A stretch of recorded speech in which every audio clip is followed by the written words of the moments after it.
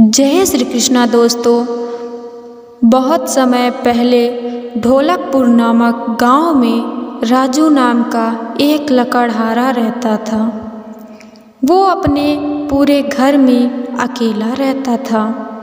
उसका किसी समय भरा परिवार था, माता पिता पत्नी बच्चे सभी थे, पर सभी की किसी न किसी रोग से मृत्यु हो गई थी। इतनी मौतें देखने के पश्चात राजू को मौत से डर लगने लगा। उसे हमेशा भय बना रहता कि कहीं उसकी भी मृत्यु ना हो जाए। एक दिन वो यही सोचकर परेशान था कि किसी ने उसका द्वार खटखटाया। उसने देखा कि उसके द्वार में एक तेजस्वी साधु खड़े थे। उन्होंने राजू से कहा, बेटा मैं बहुत दूर से आया हूँ, क्या मैं तुम्हारे घर पर एक रात के लिए रुक सकता हूँ? राजू ने कहा, जरूर जरूर, कृपया अंदर आएं। आप जब तक चाहो रुक सकते हो।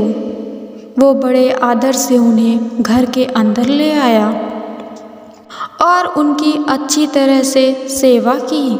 रात में तेजस्वी साधु गहरी नींद में सो गए। अगले दिन सुबह जब उनके जाने का समय आया तो वे राजू से कहते हैं, तुमने मेरी बहुत सेवा की और मेरा बहुत अच्छे से ध्यान रखा।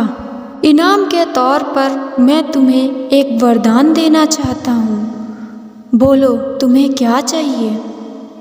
तब राजू ने कहा, हे तेजस्वी साधु, देना ही है तो मुझे ऐसा वरदान दीजिए कि मुझे मृत्यु कभी न आए, मैं अमर हो जाऊं। तब तेजस्वी साधु ने कहा, तुम मानव हो, मैं तुम्हें ये वरदान नहीं दे सकता हूँ। इस पृथ्वी में जिसने भी जन्म लिया है उसकी मृत्यु निश्चित है। राजू ने सोचा और कहा, तब आप मुझे ऐसा वरदान दीजिए कि जो भी मेरे घर के अंदर आए वो मेरी मर्जी के बगैर मेरे घर के बाहर ना जाए। तब तेजस्वी साधु ने सोचा, इस वरदान में तो कोई गलत बात नहीं है। उन्होंने तथास्तु कहकर वहाँ से चले गए। कुछ दिन बीत गया। अब राजू का अंत निकट आ गया। एक दिन जब राजू सोने जा रहा था तभी यमदूत उसे लेने आ गए। यमदूत ने कहा, राजू तुम्हारा अंत आ गया है, मैं तुम्हें लेने आया हूँ। उसे देख राजू डर गया और उसी समय उसे तेजस्वी साधु का दिया वरदान याद आ गया। वो तुरंत बिस्तर से उठ खड़ा हुआ और बोला, यमदूत जी, आप अभी अभी तो आए हैं, मेरी सेवा स्वीकार करें।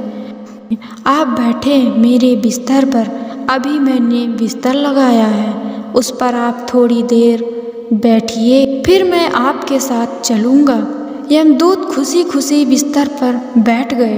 तब राजू ने कहा, अब आप मेरी इजाज़त के बिना मेरे घर और बिस्तर से नहीं उठ सकते हैं और ना ही जा सकते हैं। यमदूत चौंके और बोले, ये क्या बोल रहे हो?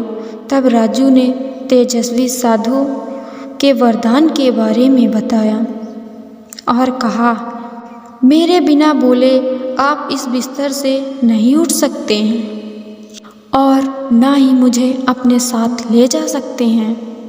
यमदूत ने राजू से विनती की कि मुझे उठने दो, अगर मैं यहाँ रुक जाऊँगा तो मेरा काम कौन करेगा? इससे मृत्यु की प्रक्रिया ही रुक जाएगी।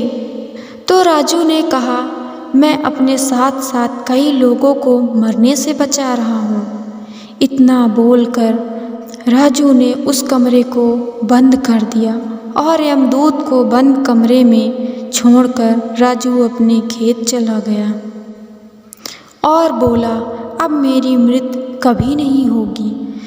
निश्चिंत होकर वह खेत में रहने लगा। तभी वहाँ एक जंगली सियार आया। खेत में बंधी गाय को खाने की कोशिश करने लगा। राजू तुरंत ही उस सियार को लाठी लेकर मारने दौड़ा।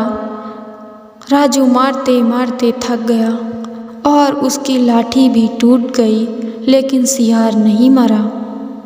तब राजू ने सोचा कि ये सियार कहीं मुझे ना काटने लगे। मैं मरूंगा नहीं, पर मुझे दर्द तो होगा ही। वो घर की ओर भागने लगा। रास्ते में देखा तो उसे जंगल के जानवर गांव में आ गए थे और गांव वाले परेशान होकर इधर उधर भाग रहे थे। राजू जल्दी से घर गया। उसे देखकर यमदूत ने कहा, राजू, मैंने तो पहले ही कहा था कि मैं अगर अपना काम बंद कर दूंगा तो पूरे पृथ्वी का संतुलन बिगड़ जाएगा। सृष्टि के लोग अमर नहीं हो सकते, सबको एक न एक दिन तो मरना ही होगा। ये संसार का नियम है। यदि मैं प्राण लेना बंद कर दूं तो जंगल में जानवर और संसार में मानव की बाढ़ आ जाएगी।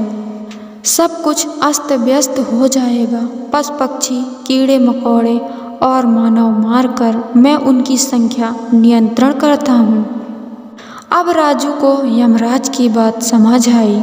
राजू ने हाथ जोड़कर यमदूत से बोला, यमदूत जी, मुझे माफ़ कर दो, मुझसे गलती हो गई। आप अपना काम करिए। जीवन में मृत्यु का रहस्य राजू को समझ आया। उसका मृत्यु का डर भी समाप्त हो गया था। तात्पर्य यह है कि जो भी जन्म लेता है उसे एक न एक दिन तो मरना ही होगा।